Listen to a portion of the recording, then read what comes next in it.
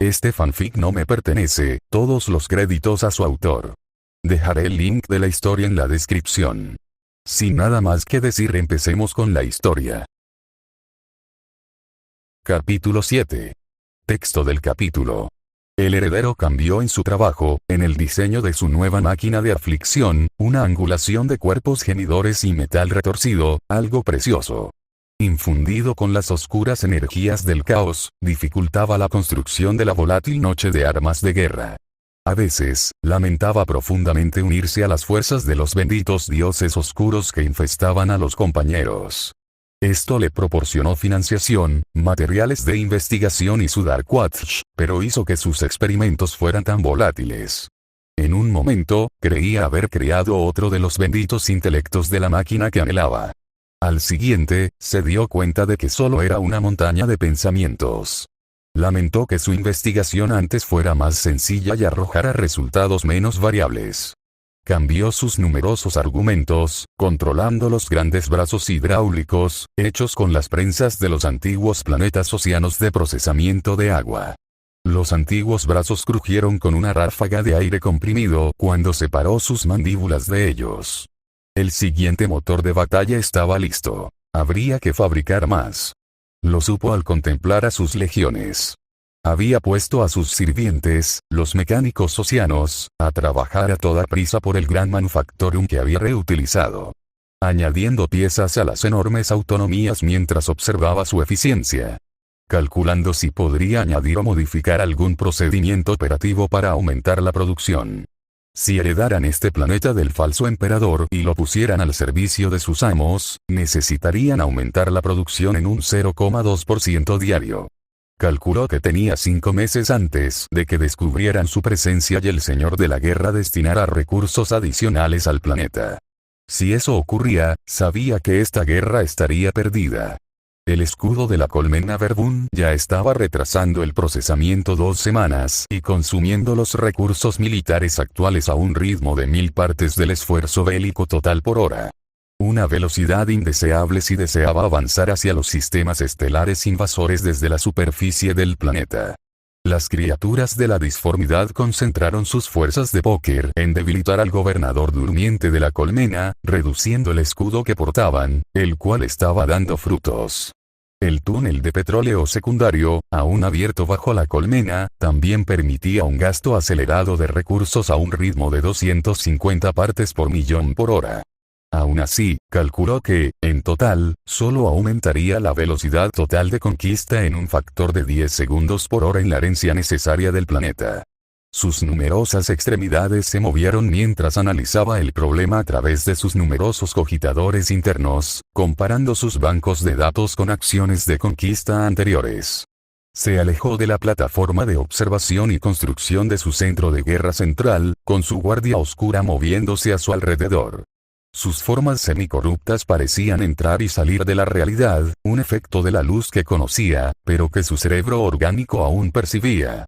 Podría reducir las tasas de racionamiento en medio punto porcentual, pero eso prolongaría el gasto total de trabajo y eliminaría a los más débiles. Podría reducir su fuerza laboral total en casi un 10%. Descartó esa solución y reinició la operación. Una segunda posibilidad era reclutar a civiles capturados, pero dada la disciplina actual de sus fuerzas, desperdiciaría el 25% de la mano de obra adicional, lo que solo rendiría el 10%. La solución también era falsa. La intentó una tercera, una cuarta y una quinta vez y llegó a la misma conclusión de siempre. Sus cálculos demostraron que sus procedimientos operativos actuales eran los más eficientes para sus objetivos actuales y a largo plazo. Sus numerosas extremidades se contrajeron de fastidio, una señal emocional inútil, señalizada por el cortisol en el tejido cerebral orgánico que conservaba. Se trasladó a su trono de mando, moviéndose como una araña, con sus extremidades metálicas resonando contra el suelo oxidado. Sus sirvientes se apartaron de su camino en una inútil reacción de miedo mientras se dirigía a la sala de datos principal que albergaba su teatro de operaciones. Una vez en el comedor del anterior gobernador de la colmena, ordenó a sus sirvientes que trajeran las grandes computadoras que usaba para controlar su máquina de la aflicción. Ahora, la sala bullía de cables y cuerdas, y grandes máquinas cogitadoras se exhibían en una disposición laberíntica, que sus compartimentos orgánicos considerarían bastante hermosa. Además, deseaba no desperdiciar los recursos actuales como podría. Eran necesarios para el avance que planeaba hacia el sistema más amplio y más allá, y la colmena Verbún estaba mostrando más resistencia de la que había calculado. Repitió las operaciones al finalmente acomodarse en la plataforma de conexión del trono de mando. Los cables conectores lo conectan con el sistema más amplio de poder operativo. Con el frío siseo del cable metálico fijado en la nuca y los receptores de dolor allí presentes, decidió guardar un estímulo reconfortante. Se recostó en su asiento, preparándose para profundizar aún más en su esquema y bancos, cuando notó que un grupo de exploración regresaba con un procesador de base izquierda. Habría sido un evento importante de no haber llevado una firma. Sus lectores de aumento, bendecidos por el caos, escaneaban las imágenes de la antigua mansión del gobernador, ahora un teatro de operaciones en Socian. Las suntuosas decoraciones y estatuas fueron derribadas para dar paso a una guardia de metal frío y ocre. La señal del zumbido de la disformidad era fuerte incluso a kilómetros de distancia, en las profundidades del antiguo palacio. La detectó, enviando una alerta a un capitán con el mando operativo de las defensas avanzadas. Podría ser aún más interesante, ya que envió la orden de traerle el espécimen. Necesitaba proyectos adicionales, además de sus necesidades operativas actuales, para alcanzar la velocidad de procesamiento deseada. En pocas palabras, su tejido orgánico enviaba señales que indicaban una aparente realidad. Estaba aburrido. Volvió a sus esquemas, concentrándose en su diseño actual y las posibles mejoras que podía realizar. Hizo una pausa, notando que las criaturas del caos, siempre tan quietas, se habían girado, pareciendo animarse con su entusiasmo hacia la fuente de la señal de disformidad.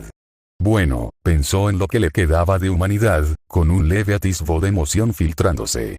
Sí, este sería un ejemplar fascinante. Subaru se estremeció y fue arrastrado hacia adelante, con la mente confundida con sensaciones y dolor, un dolor punzante y palpitante en la nuca.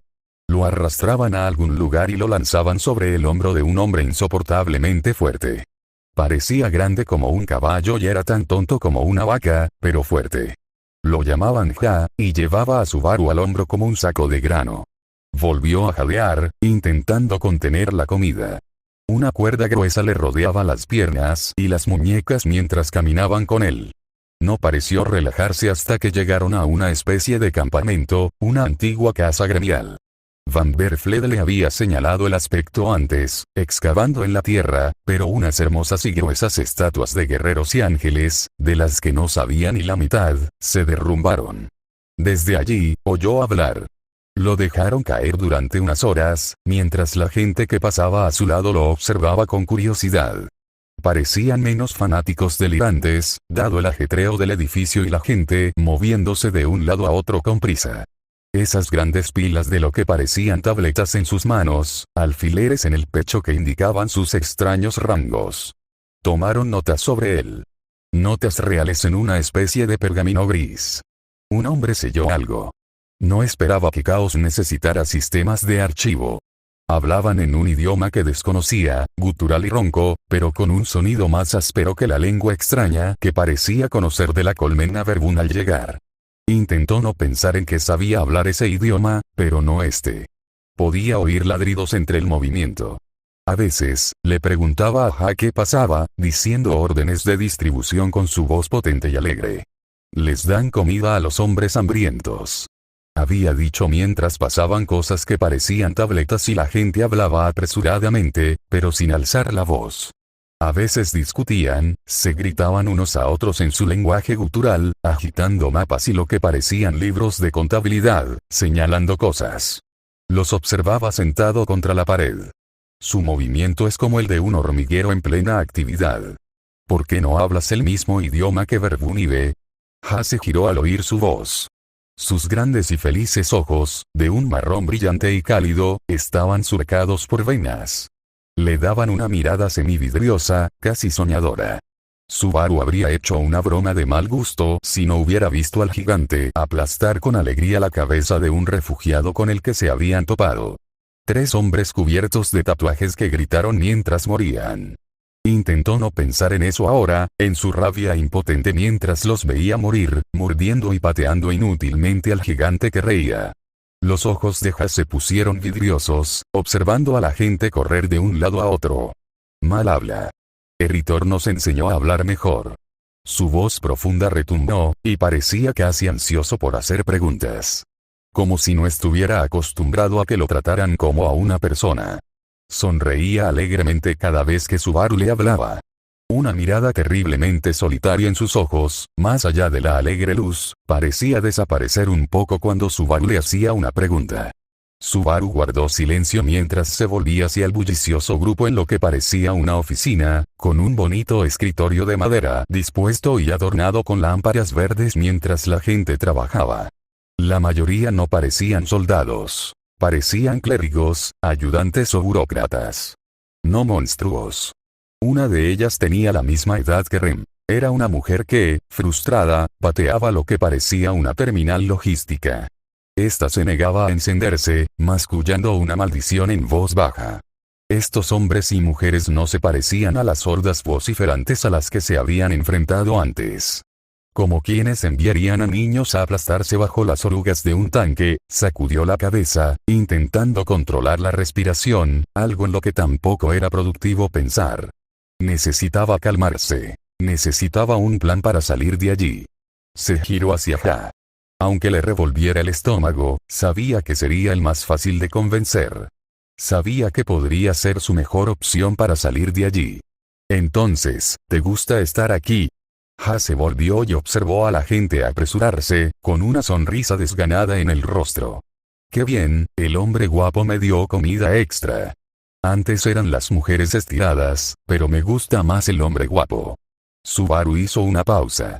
Mujeres rígidas. Viejo jefe. Ruidoso. Cansado. No me gusta. Gruñó Ha. A ti también te gustará. Trabajamos juntos, gran Ha, te protegemos.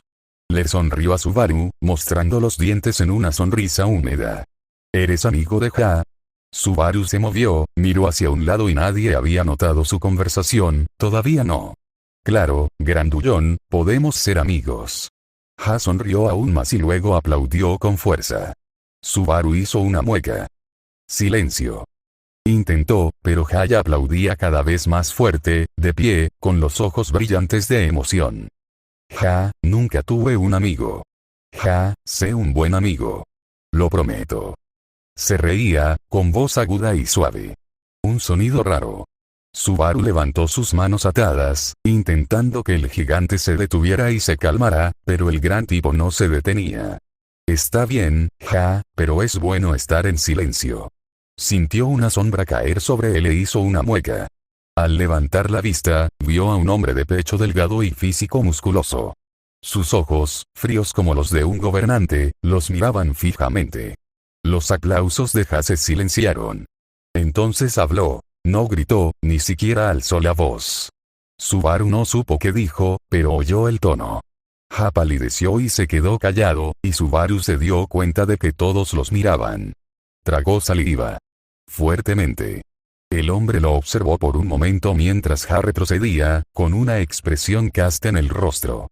El hombre se arrodilló mientras observaba a Subaru. ¿Y a qué vienes? Dijo en el lenguaje perfecto que usaban los Verbunivers. Cree que se llama gótico bajo. Subaru se movió. Lo observó durante un largo rato. El hombre era mucho más joven, quizá de unos 30 años, y tenía una mirada lúcida. Algo simple y directo. Subaru, durante un largo momento, no supo qué decir antes de soltar torpemente. Me agarraron. Los labios del hombre se crisparon mientras se arrodillaba frente a Subaru, extendiendo su mano. Ya lo veo. Mabone Togauri tú sois. Subaru se quedó mirando el apéndice ofensivo un buen rato, como si le hubiera ofrecido una bomba, no un apretón de manos, antes de mostrar temblorosamente sus manos esposadas. El hombre asintió, sin parecer perturbado. Subaru Natsuki. Hueles a disformidad, Natsukoi. Subaru mira a Mabon a los ojos.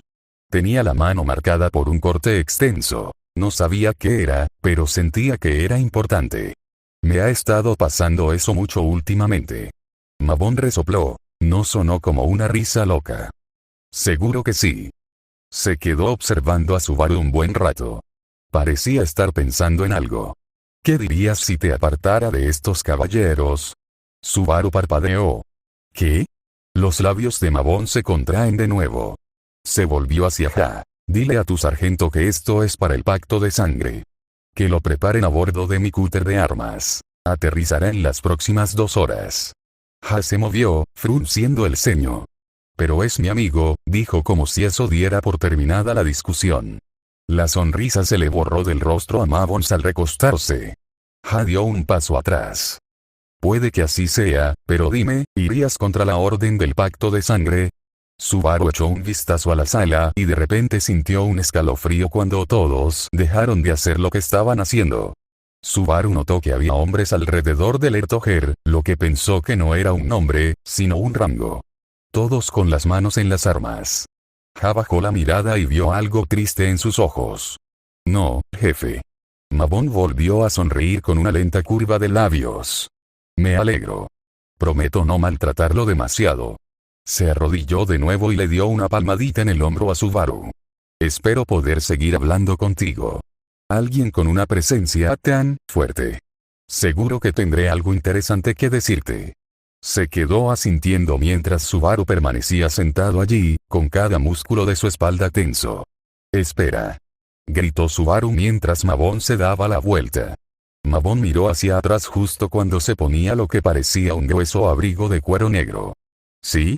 ¿Por qué todo el mundo está tan interesado en mí? Los labios de Mabón se crisparon nuevamente como si Subaru hubiera dicho algo gracioso. Se colocó la chaqueta encima de lo que parecía ser un elegante uniforme de oficial, de color ocre. ¿Sabes qué es un marín espacial? En concreto, los empleados por el anarquista cuya palabra supera a todas las demás. Subaru frunció el ceño y sacudió la cabeza. Hueles como si uno de ellos hubiera sido arrojado a una tina de fluidos de disformidad y luego bendecido por cada dios oscuro, uno por uno. Apestas de verdad. Llevo un tiempo sirviendo al caos, y ni siquiera ellos olían a disformidad como tú. Eso no pasa por casualidad. Subaru se reclinó. Su espalda ahora estaba mojada por el sudor, pero no sabía por qué su corazón latía tan fuerte. ¿Eso es malo? Mabón parpadeó como si se hubiera quedado perplejo antes de soltar una carcajada de sorpresa. Negó con la cabeza, riéndose para sí mismo. Depende de a quién sirvas. Buen día, soldado Natsuki. Hablaré contigo pronto. Asintió una vez y luego giró sus 2 alfileres, que indicaban su rango de mando y brillaban bajo la tenue luz de la lámpara. El corazón de Subaru no paraba de latir con fuerza. La mayoría lo ignoró después de eso. Algunos parecían evitarlo a propósito, con el grandullón apostado a su lado como una especie de guardia. Después de unas horas, le dieron un guiso aguado que no sabía a nada, muy parecido a las raciones que había comido en el otro lado. Entonces el hombre que parecía estar al mando regresó. Estaba cubierto de sangre y se señaló el pecho una vez, dijo Uric. Eso fue todo lo que le dijo a Subaru desde que lo atraparon. Supuso que ese era su nombre. Otro hombre con un uniforme de oficial diferente lo señaló, y Uric pareció discutir furiosamente con él durante unos instantes. El hombre tenía más de esos extraños alfileres en el pecho. Eran de hierro frío y de diversas formas. Uno parecía un engranaje, mientras que el otro era una franja de tela tejida que parecía indicar algo. Su pecho estaba cubierto de cintas. Aunque no eran cintas en un sentido decorativo, sino militar. Subaru aún se sentía mal por el golpe en la cabeza y se hizo un ovillo. Discutieron en ese momento para centrarse en el dolor y preocuparse por lo que le hicieran. Hubo más discusión, cada vez más fuerte, antes de que Uric volviera a señalar, balbuceando, y el otro hombre alzó las manos. Saludó con la mano y se alejó, gruñendo algo en voz baja. El jalo estaba poniendo de pie, y Uric también lo saludó. Con un marcado acento, lo que había aprendido que se llamaba gótico bajo. Habló con gravedad y serenidad, su voz sonaba como piedras que chocan entre sí. Maldito comeratas. Sus ojos estaban fijos en Subaru, aún con aquella luz de locura, pero también con una pequeña molestia que le repugnaba. Era demasiado humano para él. Te quería a ti o a sí mismo. Como si fuera a entregártelo, espetó Uric, y Subaru se estremeció para evitarlo. A su derecha, apenas se movió. ¿Quién era? Subaru logró gruñir con una voz que le dolía. Era Mavons, tío. Uric lo miró con una expresión aguda y pálida en sus rasgos. ¿Dónde escuchaste ese nombre? Subaru hizo una pausa, sin esperar el tono de miedo en su voz. Alguien lo mencionó. Parecía importante. Eso es todo. Sintió una gota de sudor correr por su espalda, deslizándose lentamente contra su piel mientras esperaba desesperadamente que Uric se creyera su mentira. Uric respiró aliviado. Claro que sí, es importantísimo. Es el Ertoger. ¿El qué? Un general, un verdadero general de la disformidad, por el bien del pacto de sangre. Subaru comenzó a retroceder como si lo hubieran golpeado. ¿Qué? Uric lo observó un buen rato, como absorto en sus pensamientos. Puede que sí, espero que no, pero probablemente solo sea un Zanith fronterizo, liderando los asaltos. ¿Te olió? Tu olor, todos lo hacen. Uric sonrió, agitando sus dientes negros y podridos. Hueles a una potencia increíble. Ese olor que se te pega, hace que las voces se callen. Subaru levantó la vista, todavía acurrucado en una bola en el suelo cerca de una pared, tragando saliva al darse cuenta de por qué habían estado gravitando hacia él. Oh, graznó. Uric se arrodilló, le tomó el brazo de forma casi amistosa y asintió. No te preocupes, te cubro. Son 5 días de viaje hasta la base de mando de los sectores orientales y luego otras 2 semanas hasta Sosian. Si dejo que te lleve, te lanzará al primero que susurre su nombre. Así no se puede mantener una guerra. La locura tiene su lugar, y no es logística. Subaru lo miró a los ojos, estudiando su rostro, buscando la razón por la que lo habían traído. ¿Por qué no lo habían abandonado? Supuso que tenía que ver con el olor de la bruja, pero quizá se equivocara. O quizá le había hecho más bien que bien. No encontró nada más que un brillo encantador en sus ojos, un jugador que había perdido demasiadas veces. Miró a Ja y luego a Uric, preguntándose si debía mencionar al otro hombre, Mavon, y lo que había pedido. Decidió no hacerlo porque Ja no estaba, y nadie más se acercaba, y presentía que si el hombre de ojos brillantes lo atrapaba, no tendría escapatoria. Se dejó levantar. David Davos sonrió. Le gustaban las flores, que olían dulcemente, como los festines a los que su madre solía llevarla. Los nobles habían llenado el salón de flores mientras bailaban con sus brillantes galas. Habían sido bendecidos, y además, ser meseros era uno de los mejores trabajos. Los hombres observaban a mamá y también a algunas mujeres, y después, quizá la llevaban a las habitaciones traseras para que se relajara. Era muy buena enviando mensajes a mamá, aunque nunca dejaba que la vieran. Ella solía ir y venir apresuradamente de las cocinas con los platos enviados a través de las entradas ocultas para el servicio. Mientras le entregaba a su mamá el siguiente plato de bebidas, vislumbraba las habitaciones, sus interminables pasillos y sus relucientes joyas. Pero siempre eran las flores las que más le gustaban. Las rosas, las doradas y las rojas, tan intensas como la sangre. Olían suaves y agradables, aunque nunca le habían permitido tocarlos. Habría perdido algunos dedos por eso, pero siempre sentía la tentación. Extender la mano y sentir la suave flor. Frunció el ceño. Ahora podía tocar lo que quisiera. Dejó que los suaves pétalos blancos con vetas moradas le rozaran la mano. Eran menos lisos de lo que había imaginado. Más vivos. No le gustaba cómo a veces cambiaban al tocarlos. Mutar por las voces en su cabeza, transformarse y fundirse bajo sus dedos. No era su intención, pero a veces la energía de sus venas se filtraba a los pétalos y los arruinaba. Sin embargo, sus cuidadores siempre le conseguían más. Durante mucho tiempo, sus cuidadores fueron crueles después de que las voces llegaran y el sacerdote las sorprendiera confesándose un día. Hombres con armadura oscura, corpulentos con porras eléctricas y ojos fríos y oscuros, se la llevaron. Bueno, su mamá gritó. Había llorado, había suplicado, pero a los hombres corpulentos no les importó. Le pusieron abrazaderas de hierro frío y duro en las muñecas aunque lloraba. Aunque solo era una niña. No les importó. Le pusieron hierro frío y la obligaron a entrar en el campo frío, con sus celdas frías. Había pasado allí tanto tiempo, esperando que llegaran los barcos negros. Pero ya no tenía que ir allí. Sus cuidadores ahora eran amables. Eran los cuidadores de los herederos, y los trataban con tanta dulzura. Igual que los pétalos bajo sus dedos. Aunque fueran brujas. A las voces les gustaba reírse a carcajadas mientras susurraban cosas infames. A su mamá también le gustaban. Ahora no hablaba. Siempre estaba a su lado, y les pedía que la protegieran. Su mamá la trajo consigo, y ella lloró contra ella. Odiaba el sonido. Lo había odiado tanto, pero ahora también hacían que su mamá se callara. A veces cambiaba bajo sus dedos, como las flores, pero Tabitha intentaba no pensar en eso. Intentaba no pensar en cuántos ojos tenía su mamá ahora, cuántas bocas, el color de su piel, lo que había en su piel.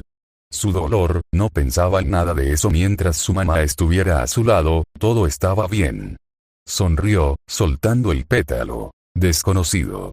Sin saberlo, se marchitó en su rama al soltarlo, y la energía de la disformidad lo transformó en una cáscara. Se giró hacia quien la había traído. Era un niño. Tenía ojos penetrantes y cabello castaño claro. No era un niño bonito. Ella deseaba que fuera más guapo. Ella le sonrió, con los ojos abiertos mientras la miraba fijamente, presa del pánico, forcejeando entre sus ataduras. Ella había oído aunque nadie se lo dijera. Pero era buena oyendo cosas incluso cuando nadie se las decía. Había intentado escapar. Su guardia Ogreta había intentado ayudarlo. Chico listo, le sonrió. Los atraparon horas después, tras encontrar al grupo muerto que lo transportaba. Arrastrándolo de vuelta. No lo suficientemente lista, rió entre dientes.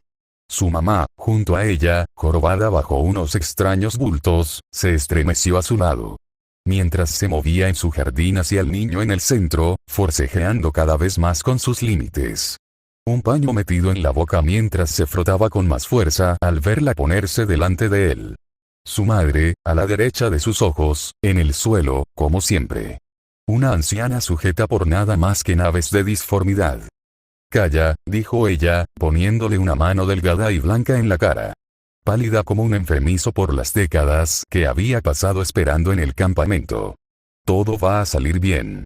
Luchó aún más fuerte. Su sonrisa se ensanchó. Subaru sentía un dolor que no había sentido en mucho tiempo. Le dolía el cuerpo, pero era más profundo. Le dolía el alma. Lo había perdido todo. Su plan, su mente, su futuro. Había visto morir a Ja. Observó cómo lo acribillaban en una trinchera a pocos kilómetros de las líneas de la colmena Verbún. Se suponía que debía funcionar. Todo debía funcionar, su cuerpo no era más que carne, pues había muerto 3 veces solo para escapar, y todo había fracasado. Sintió la cosa enfermiza y retorcida. Debió haber sido mujer alguna vez, pero ahora lo era. Era algo más allá y menos que humano. Una mujer con un vestido oscuro y un velo sobre el rostro, pero con un aire de corrupción tan profundo que la realidad la rehuye. La criatura retorcida y mutada a su lado lo hacía aún más aterrador. Su único ojo funcional goteaba pus verde mientras miraba al suelo. Sus otros ojos, sus muchos otros ojos, oh, Beatrice, pensó, si la hubiera visto. El horror puro aún presente en la conciencia. Le daba asco que no fuera este el único que había visto. No otro, pensó mientras tiraba con fuerza de las cuerdas. Por favor, que no muera otro, mientras la bruja le ponía la mano con más fuerza en la cara. Por favor, otro no. Cerró los ojos al quebrarse un poco. Algo en él se hizo añicos cuando aquello le llegó a la mente, como a tantos desde que lo atraparon de nuevo. Ninguna otra, pensó mientras la sentía perderse en su locura. Tabitha indagó en la mente del chico, recorriendo sus recuerdos, y frunció el ceño. Sintió la presencia de otros. No era la primera bruja de herencia en tocar su mente. Se preguntó brevemente por qué sentía el toque de tantos. Una cosa fría y primitiva se deslizó por su columna vertebral, una advertencia perdida por su propia curiosidad. Se hundió más, y fue entonces cuando lo sintió.